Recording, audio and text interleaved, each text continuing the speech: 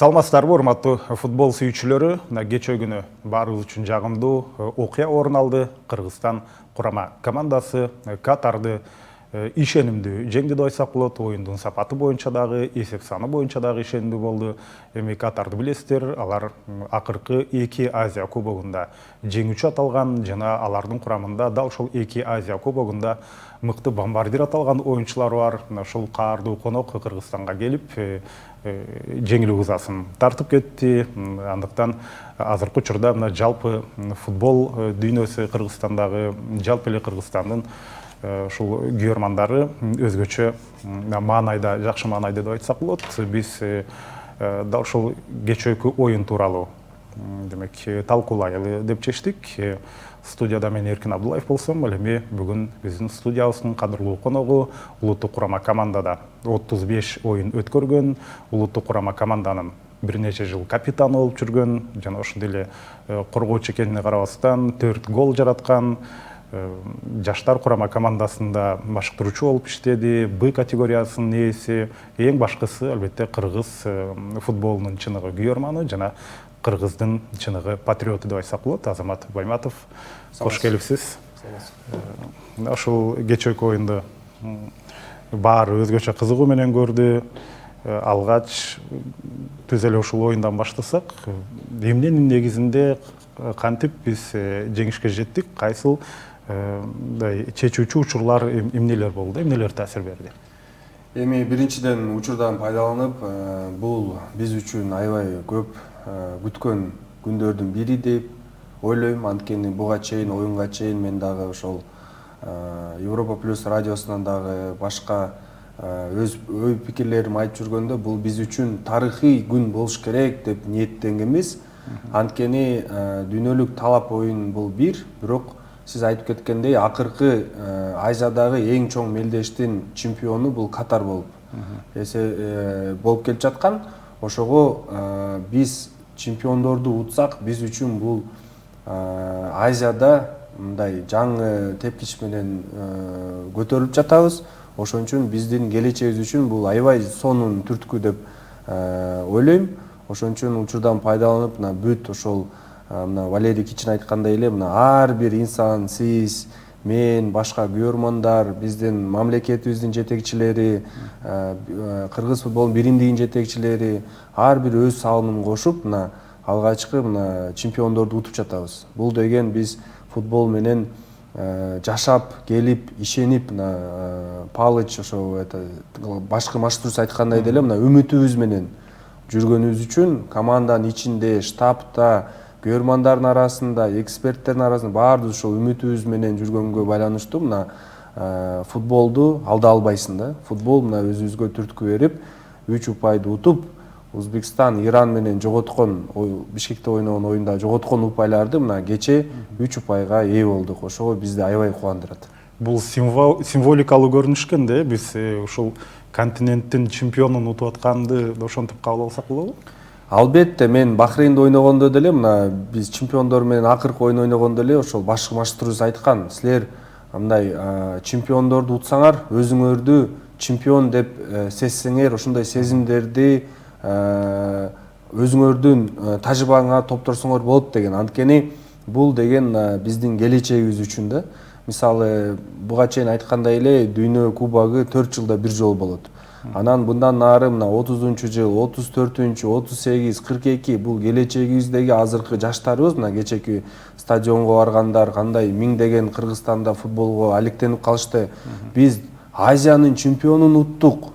Анда биз деле утсак болот экен Азияны деген ой пикир менен калышты деп ойлойм да. Ошон үчүн бул биз үчүн, кыргыз мына 7 миллиондук калкыбыз, мамлекетибиз үчүн бул аябай чоң түрткү болуш керек деп ойлойм. Ооба, чындыгында бул кийин убакыт тарыхта эле өзүнүн баасын берет болушу керек. Ушул бойдон биз бурулуш жасап мындан ары өнүгүп кетебизби, же кандай болот дегендейчи. Эң башкысы биз ушул алгачкы ирет ушундай бир континенттин чемпионун утуп атабыз. Азырынча ушуга сүйүнүп турсак болот. Анан эми оюнга келе турган болсок, бул оюнда ошол чечүүчү факторлор эмне болду да? Мисалы үчүн буга чейин дайыма биз биринчи оюнду алыс жакта ойноп, андан кийин экинчи оюнду өзүбүздө ойногондо адаптация жагынан маселе болуп аттı эле, же аба ырайы өзүнүн таасирин бердиби, же ушунун баары чогулуп келип бул оюнда биз эмненин негизинде ушундай ийгилик жаратып кеттик? Эми бул жерде себептер көп, бирок чын айтканда буга чейин мына биз 3 упайды Түндүк Кореяны утуп, андан сыртка мына өзүбүздүн үйүбүздө Дөлөн Өмүрзаков стадионубузду алсак, мына өзүңөр билесиңер, өкүнүчтүү 2-2 болуп атып, Иран менен Өзбекстан менен тилекке каршы 3-2 болуп калып, омат бизди жакта болгон эмес. Ошондо аябай өкүнүчтүү болгон бүт футболчуларга, машыктыруучуларга, көрөрмандарга, анткени чыныгы 1 упайдан алганга биз татыктуу болчук. Анан ошол кечээки оюнда мына ошол эч ким балдарыбыз мына кандай Өзбекстанда кыйын оюн болбогонго карабастан күч кубатын таап, көрөрмандарыбыздын колдоосу менен, үмүтүбүз менен ошол кечээ омат деле биз тарапта болуп, мына кызыл карточкалар болду, анан голдор кирди, жакшы голдор, сапаттуу голдор киргизди. Анан ошол эле буга чейин айтып кеткендей, жанагы Афиф менен жанагы нападающий Алмаусай Али 6 гол киргизген бул учурга чейин. Алар деле өзүнүн эң мыкты оюнун көрсөтө албады деп ойлойм, анткени бул оюнга чейин алар өз үйүндө 5 гол жараткан, ал оюнду деле мен көрүп, Афиф аябай жогорку деңгээлдеги оюнчу экенин биз баарыбыз билебиз. Экөө тең мындай акыркы кубоктардын мыкты оюнчуларынын арасында болгон Азия боюнча. Анан ошондуктан Катар рейтингибизде Азияда өзүңөр билесиңер 5-орунда турат. Ошон үчүн бул жерде мотивация аябай көп болгон. Анткени дагы мындан тышкары 3-4-орунга кубок, дүйнөлүк кубокко 4-раундга өтүш үчүн 3 упайга биз муктаж болгонбуз. Ошон үчүн мына машыктыруучунун штабы деле жанагы 1-1 болуп атканда деле ошол эле Иран, Өзбекстан менен деле тең болуп аткан. Анан бул жерде эми мындай айтканда омат биз жакта болуп, анткени чыны үмүтүбүз чоң болгон баарыбызда. Анан кандай сонун голдор кирди. Анан ошон үчүн менин оюмча бул биз бүт ошол күч кубатыбыз менен ушул оюнду күтүп жатканбыз да. Анан мындан кийин кандай кайсыл жол менен кетебиз, ошон үчүн бул үчүн биз үчүн баарыбызга мындай табышмак катары да. Ошон үчүн баарыбызга бул жеңиш машыктыруучуларга, жетекчилерге баарыбызга түрткү болуш керек да. Келечекте биз жакшы ийгиликтерге жетсек болот экен деген оюбуз менен калдык да. Трамплин болуп бериш керек. Трамплин болду да. Туура. Эми мына ошол оюндун өзүнө келе турган болсок, башында кадимкидей эле башталды. Биздин оюнчулар деле чабуулга чыгып, айрыкча оң канат активдүү болуп аткан. Ошол эле убакта Катардагы анан бир тур эле ошо мен да баяндап жаткан болчумун ал оюнда. Алимардон Шүкүровдун алыстан тепкени. Ушундай алыстан тепкенде жанагы алардын дарбазачысы токтоп туруп калганда үстүнкү тирешке тийип кетпедиби? Ошол учурда мындай биздин команданын дымагы байкала түшкөндөй болду да. Ошол эпизодко кандай баа берет элеңиз? Бул машыктыруучунун тапшырмасы алыстан топту тепкиле деген, же болбосо Алимардон өзү абалды байкап туруп андан кийин ишке ашырдуу кандай? Эми Алимардондун оюн талаасына сапаттарын биз баарыбыз жакшы билебиз. Эки буту жакшы иштейт, оң буту менен деле, сол буту менен деле. Ошол сиз айткан эпизоддо дагы гол жаратканда дагы бул сол буту менен гол киргизген. Андай оюнчулар өзүңөр көрүп атпайсыздарбы? Мына азыр тенденциянын баардыгы алмашып атат. Мына жакында Чемпиондор лигасында деле Дембеле пенальтиден киргизгенде оң буту менен киргиздиби, сол буту менен киргизди. Азыркы учурга деле мындай туура эмес айтып алыш мүмкүн, анткени чыныгы эки буту жакшы иштейт, бирдей. Өзүнүн көрмандары, достор айткандай эле өзү дагы билбейт, оң бутпу, сол бутпу деген. Ошон үчүн бул деген көз караш жаш кезинен баштап, ошон үчүн машыктыруучуларга да мына бул деңгээлде дүйнөлүк талап оюндарда сенде ошол 3-чү зонада мына гол киргизип атканда 1-2 касание да, башка мүмкүнчүлүктү беришпейт. Коргоочулар бербейт. Коргоочулар бербейт. Ошон үчүн гол киргизген ошол эпизодду ошол мына Афиф менен ошол ким эле ошо атын унутуп атам. Альмоисти айтсак, кайсы деңгээлде ойногон? Биздин команданын лидерлеринин бири бул ошол эле Шукуров. Ошон үчүн ал Шукуров азыр Белоруссиянын жогорку лигасында ойнойт. Ошон үчүн бул деген эми акыркы жылдары улуттук курама команданын оюнчулары чет өлкөдө ойногондор. Зарыкбеков, Алыгуловдордун баардыгы бул өз клубунда аябай көп жумуш кылышат. Сол буту менен, оң буту менен бүт жагынан. Анан курама командага келгенде өзүбүздүн башкы мындай тажрыйбалуу машыктыруучуларыбыз аларды ошол жолдорун эле көрсөтөт негизи. Ошол эле Тимур Кападзе деле мына акыркы 2 оюнда азыр башкы машыктыруучу болгондо ошондой эле эч нерсени алмаштырбай эле өз көз карашын көрсөтүп эле анткени бүт оюнчулардын сапаттарын билишет. Ошон үчүн албетте Шукуров бул оюнда эмес, башка оюндарда деле алыстан тебет. Анан Мишенко деле алыстан гол киргизди, тебишет. Ошон үчүн Кичин деле алыстан тебет. Мунун баардыгыбыз билебиз. Ошон үчүн 3 голду биз штрафнойдон тышкары гол киргиздик. Бул эми факт. Ошон үчүн бул тренерлер ошол менен айтып атпаймынбы, мына кичинекей кезинен баштап Кичинден биз Кубок Содружествода алыстан киргизген баардыгыбыз эсибизде бар. Мишенко деле кандай штрафнойлордон гол киргизгендер бар. Булардын баардыгы жөн эле жүрө эмес. Ошон үчүн кимдин ошондой алыстан теип, мындай өзүнүн мисалы өзүнүн күчтүү сапаттарын анан ошону жыйынтыкка айлантырганы аракеттенишет. Кичиндин голу ушундай учурларды негизинен кандай иштешет? Бул атайын үйдөн даярдалган ыкма, баарын даярдап келишеби же абалга жараша кылабы? Ошол учур кандай болду мына? Карап алалы бул эпизодду. Албетте, бул катар мына бул талап оюндарда бизде стандарттардан мындай жакшы командалардын бири болчу. Булар стандарттан гол киргизип, анан эсиңерде болсо биз Түндүк Кореяга деле штрафнойдон гол киргизгенбиз. Анткени чыныгы мына биздин штабыбыз ошондой стандартный ситуация деп коет. Буларга аябай көп көңүл бурушкан. Чыныгы бул гол эпизоддо гол кирсе, анан жана угловойлорду аутта деле көп мындай үй тапшырма менен жасап мындай эми айтып атпаймынбы, азыркы тенденция футболдо ар бир команданын эми мындай кагазда Катар кече фаворит болчу да. Анан тилекке каршы биздин командабызда Тареми, Азмун, Шомуродов дегендер чамбулчулар болбосо, бирок командный действие дейт. Бул стандартный положение. Ошол Түндүк Корея бүт голдорубузду карасак, процент менен санасак деле биз стандарттан көп гол киргиздик деп ойлойм. Азыркы мына 8 оюнда. Эми сиз коргоочу болуп ойноп жүргөнсүз, стандарттарга деле кошулуп жүргөнсүз. Топ мындай ылдыйдан келбеди, келип алыскы бурчка кирди да ошондочу. Мындай убакта коргоочуларга эмнеси менен ыңгайсыз? Мисалы үчүн абадан келсе, эми топко жараша чыгып башы менен кайтарып кетет. Ал жакта ошондой топтун траекториясынын келгендери кандай ыңгайсыздык жаратат? Эми ал жерде Валера тез улам принятие решения деп буга чейин эфирлерде айткам. Принятие решения 1-2 секунд болот. Ошол жерде анан көрдү. Ошол пространство ачык болгонунан, анткени өздөрүнө мындай помеха болот деп жанагы Барс гол киргизди эле го КПЛде. Айттым эле го жанагы Айза голго башы менен киргизгендечи. Ошол жерде деле помеха. Анткени Мусабеков подача кылганда Кичин ошол эле Маликовдун алдынан чыкты го. Тийбесе деле помеха болду да. Бул жерде деле ошондой идея болгон. Каттуу тебип, өзүнүн сапаты бар, сол буту менен. Анан биринчи оюнчулар помеха болот, дарвазачыга. Анан ошол жерде рикошет болобу, кандай болобу? Анткени ошондой замысыл ошондой болгон да. Бирок бул жерде айтып атпаймынбы, бул деңгээлде Катар бул убакытка чейин аябай мына стандарттар боюнча, мындай статистиканы алсак, эң күчтүү командалардын бири болчу. Гол киргизгенден дагы, гол киргизбегенден дагы. Кече деле голду угловойдон киргизип кетишти, туурабы? Башы менен.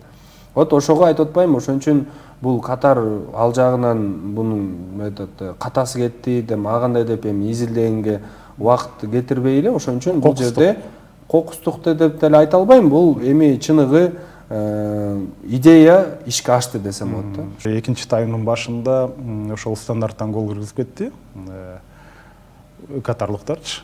Сиз айткандай, алар стандарттан коргонууда да күчтүү, чабууда да күчтүү. Бул жакта биздин оюнчулар кандай ойношу керек эле? Топ жакынкы бурчка келди да. Эми бул жерде албетте кандай болбосо деле дарбазачы чыкты. Токотаевдин чыкканын көрүп атабыз, топко жетпей, анан ал жерде катар оюнчулар жакшы эле мындай ошол эле помеха болуп дарбазачыга кечээ эле ошол Өзбекстан менен Иран менен ойногондо эле Тареми дайыма ошол жумушту жасайт. Дарбазачыга чыкпаш үчүн алдына турушат. Анан Япония деле эсиңизде барбы? Жаш курама командасы менен 1-1 ойногондо деле Спартакта бизге деле ошондой киргизген.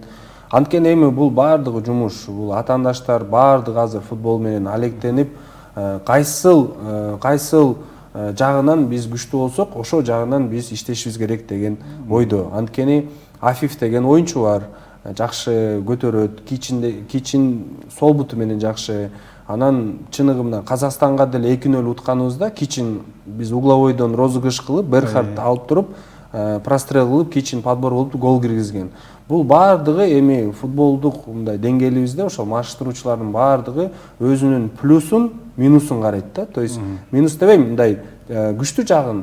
Анан ошон үчүн көбү ат оборона ойнойт, ошон үчүн контратака менен ошол стандарт деп. Анан азыркы биздин командабыз эмес, ошол Иран деле кечээ мына 3 коргоочу менен эми ар ким ар кандай схемалар менен, ошон үчүн айтып атпаймынбы, кандай болбосо деле өзүңдүн оюнчулардын сапатына караша схемаларды кылышат да.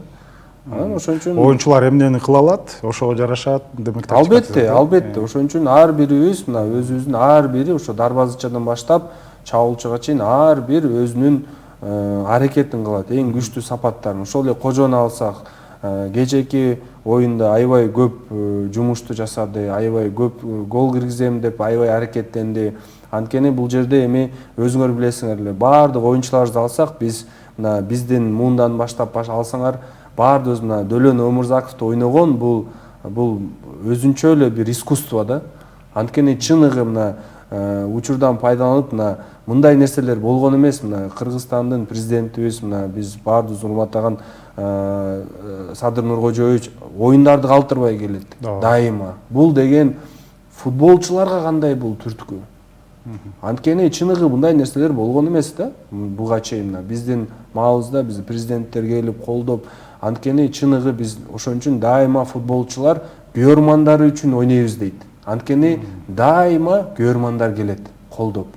Ошон үчүн кечээ менин оюмча мына көрөрмандар мына Өзбекстанга барып тилекке каршы утулганга карабастан, жаан жады, аба ырайы ошого карабастан мына баарды келип 12 000 көрөрманыбыз келип колдоп, баарыбыз үчүн бул мындай жакшы жеңиш болду да. Ошон үчүн мен айткандай бул тарыхый күн болду да биз үчүн.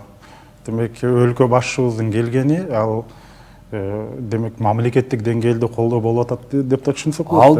Албетте. Ошон үчүн айтып атпаймынбы, мына кандай болбосо да мына футболдун арагында жүрөбүз. Анан мен деле мына Бахрейн ойноткондо мына учурдан пайдаланып мына Кыргызстаныбызда мына кубогубуз бар, чемпионатыбыз бар. Бахрейнде деле мындай кубок короля деп коет да. Ал чемпионатка караганда дагы жогору турат. Анткени король ошол келет да. Ал король деген алардын биздин президенти. Анан биздин кубогубуз деле мына кубок президента деп ошентип аябай мындай демөөрчүлөр менен, көрөрмандар менен мына кандай шарттар пайда болуп атат. Анан кандай ошондой бир мотивация кылса, командаларга деле мына кубокту утуш керек экен деген, бул деген албетте биз үчүн аябай чоң жылыш болот да. Ошон үчүн мына Испанияны көрөбүз, Англияны көрөбүз, кубок короля деп аябай мындай чыныгы бизде мына акыркы жылдары мына кубок Кыргызстана болуп эле келип жатат. Анан элестетиңиз, ошол эле Барс менен Мурас же Абдышата Дордой кубок Садыра Жапарова мисалы да, кубок президента деп. Анан АФК деңгээлинде деле мына чемпиондор АФКга барса, кубокты алган дагы бир күчтүү турнирге барат депчи. Ошондой бир мотивация кылсак, бул албетте биз баардыгыбыз мына биздин көз карашыбыз, биздин күйгөнүбүз бул келечек үчүн. Оюнга кайтып келсек, ошол кызыл кагаз боюнча буга чейин дайыма эле турнирлерде биз алып калчубуз, бирөө эмес экөө алып калчу кээде. Бул ирет болсо атаандаштар алды, биз бир оюнчуга көп болуп ойнодук да. Ушул учурду дагы бурулуш катары карасак болобу? Бул боюнча кандай кылсак болот? Кандай сүйлөсөк болот? Эми бул жерде жанагы эле технология бар. Анан ошол эле кызыл карточкадан кийин алар изилдешти. чыныгы өзүңөр деле билип атасыңар, биз деле кызыл карточка өзүңүз айткандай Өзбекстан менен алып калдык. Албетте бул эми жыйынтыкка таасир этет, анткени чыныгы оюн талаасында уже командалар башка схемага өтүп баштайт. Ошол жерде анан ошол 4-4-1ге 4-1-4кө өткөндөн кийин, анан 4-4-1ге өткөндөн кийин анан биздин штабыбыз ошол көбүрөөк чабуулга көңүл буруп, анан 2 гол жаратты.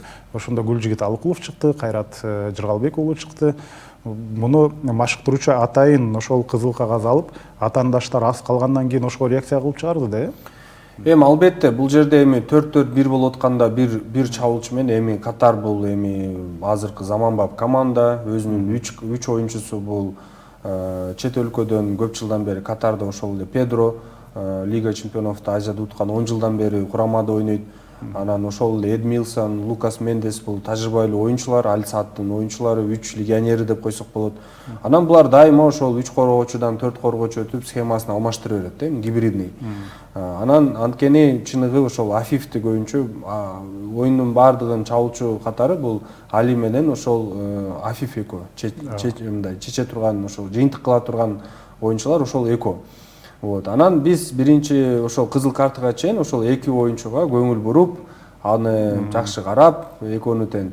Анан ошол өзүнүн милдетин балдар аткарып, анан кызыл карточкадан кийин машыктыруу штабы түшүнүп, сразу ошол Жыргалбек менен Кайрат менен ошол Гүлжигитти алмаштырышты.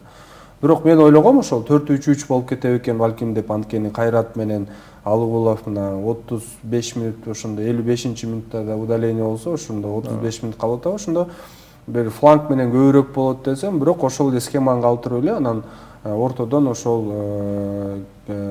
Атабаевди алып атат. То есть эми бул жерде жыйынтык бар, 3-1 болду, голдор жаратты, тренерди чыныгы өз оюнга өткөздү деп ойлойбуз да.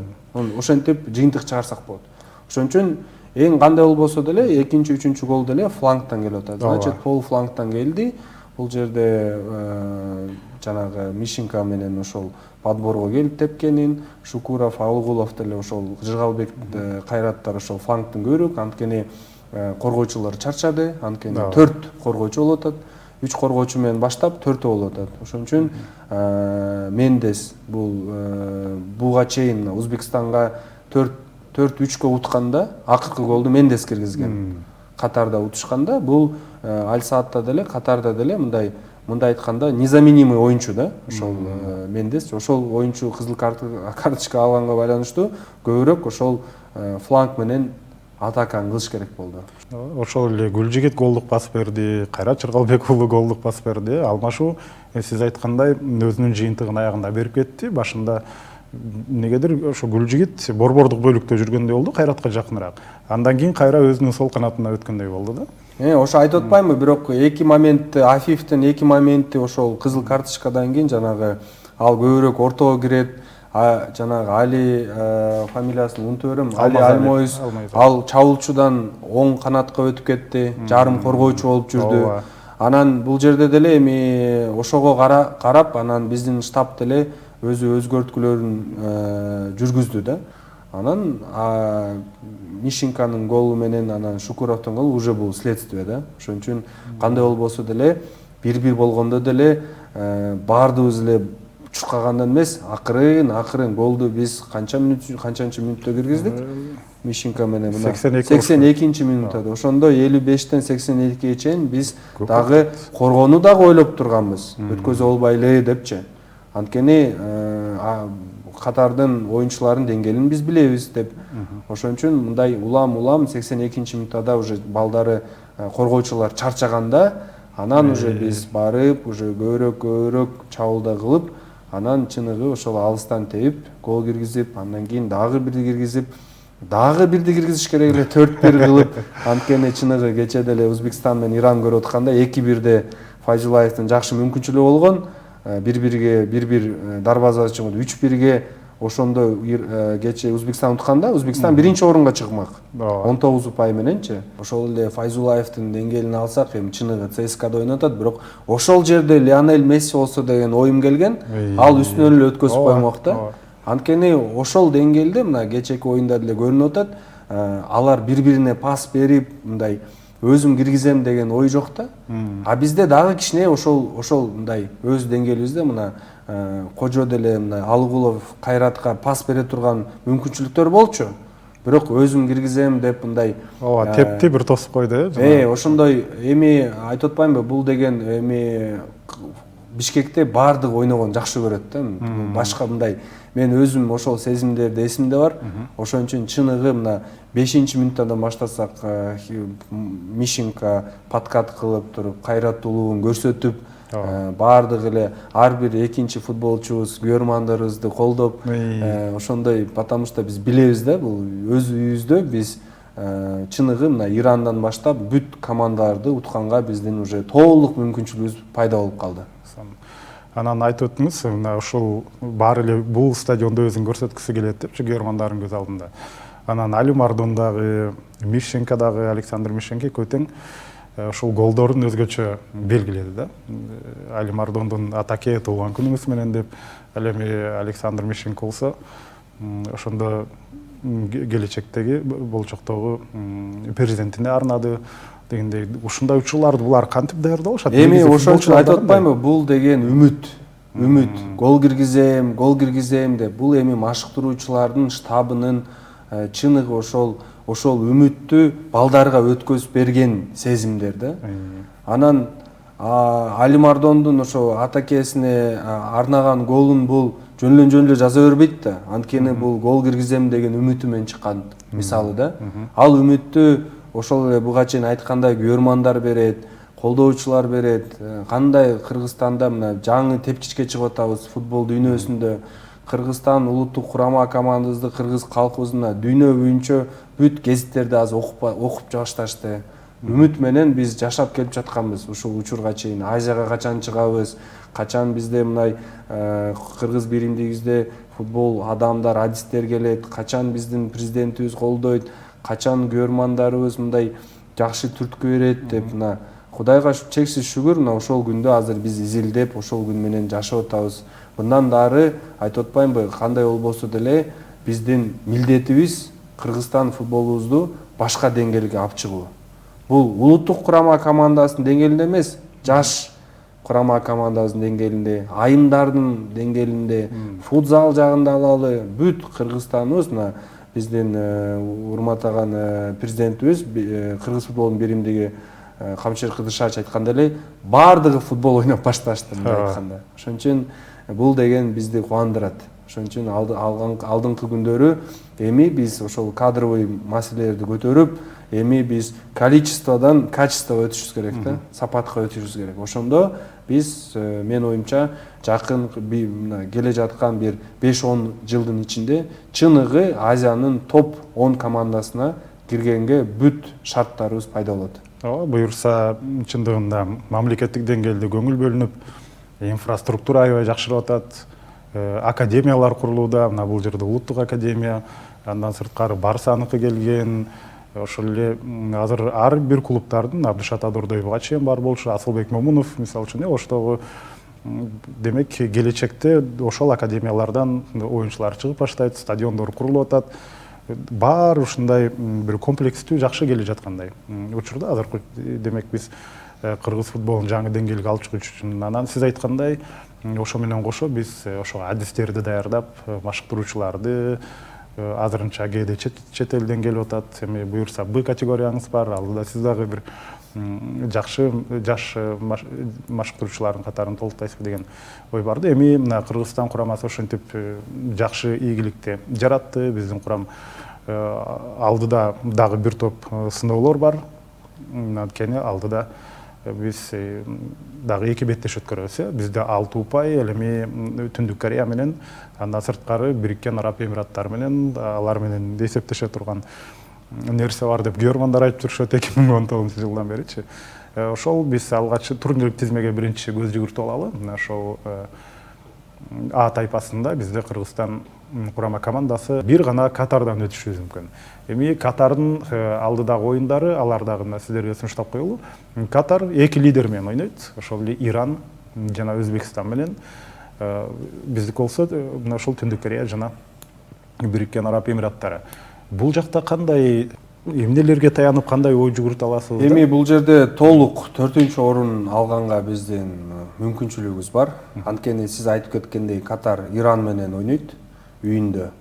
Кандай оюн болбосо деле экинчи оюну бул Узбекстан менен Ташкентте ойношот. Ошон үчүн Узбекстан деле кыйын оюну болот. Эмират менен биринчи Эмиратта ойнойт, андан кийин үйүндө Катарды утуп, анан өз уярмандардын сүйүнүчүнү багындырып, дүйнөлүк чемпионатка алгач жолу чыгабыз деген мындай логикага ошол ойлор келет. Ошон үчүн эң негизги биз өзүбүздүн план боюнча Түндүк Корея менен оюнга эми балдар даярданыш керек. Анткенде Түндүк Корея деле аябай менин оюмча бул жакшы командалардын алдыңкы күндөрү эң жакшы командалардын бири деп ойлойм. Анткени чыныгы мына 21 жаштагы оюнчулар, 22, 11 оюнчунун алсак, 6-су, 7-сү 21-22 жашта. Алар сборду аябай катуу Турцияда жасап, 5 команда Казакстанды утушкан. Анан ар бир мына талап оюндарды алсак, мына 5-1 Катардын албасак, баардык оюндар кыйын болду. Кечээки оюн деле Эмират 98-мүнөттө гол киргизди. Анткени бунун себептери баардыгы, что бул оюнга чыныгы мындай бүт жоопкерчилик менен даярданыш керек.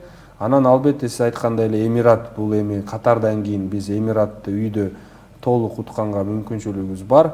Ошон үчүн кандай Катар ойносо, Катар өз оюндарын кандай ойнобосо деле биз өз алтын упайыбыз үчүн күч-кубатыбызды жумшашыбыз керек.